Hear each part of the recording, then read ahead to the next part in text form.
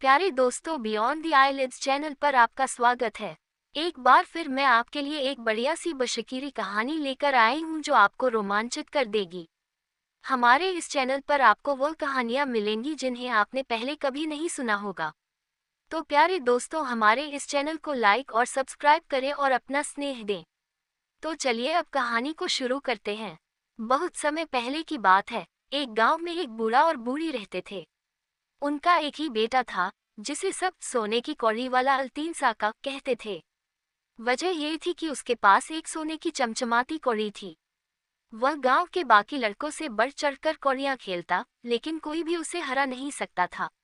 एक दिन बूढ़ा अपने घोड़ों को पानी पिलाने के लिए झील पर ले गया। उसने घोड़ों को पानी की ओर बढ़ाया, लेकिन घोड़ों ने अचानक अजीब हरकतें शुरू कर दी।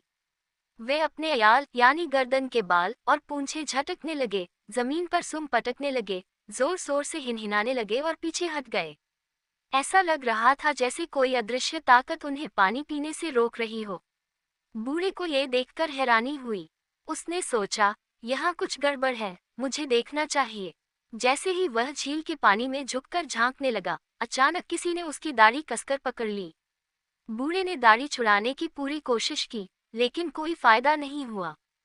उसने इधर उधर देखा और उसकी सांसें थम गईं। पानी के अंदर से एक भयानक बूढ़ी चुड़ैल उबीर उसकी दाढ़ी पकड़कर खींच रही थी।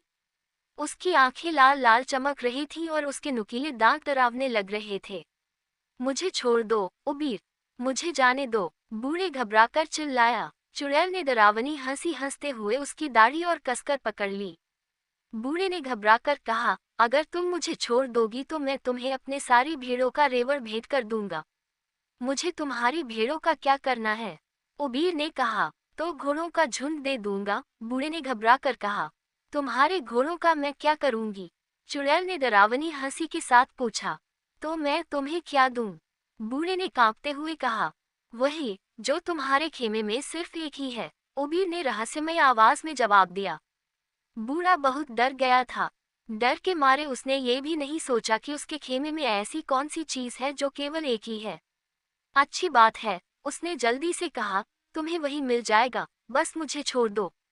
उबीर ने उसकी दाढ़ी छोड़ते हुए ठंडी आवाज में कहा, याद रखना, मैं तुम्हें कहीं भी ढूंढ लूंगी। मुझसे कोई नहीं बच सकता। बूढ़ा तेजी से घर की ओर भागा, लेकिन घर पहुंचते ही उसे एहसास हुआ कि उबीर दरअसल किस चीज की बात कर रही थी। वह उसकी सबसे प्यारी चीज, उसका बेटा अल्तीन साका को लेना चाहती थी। उसके घर में बेटा ही तो इकलौता था।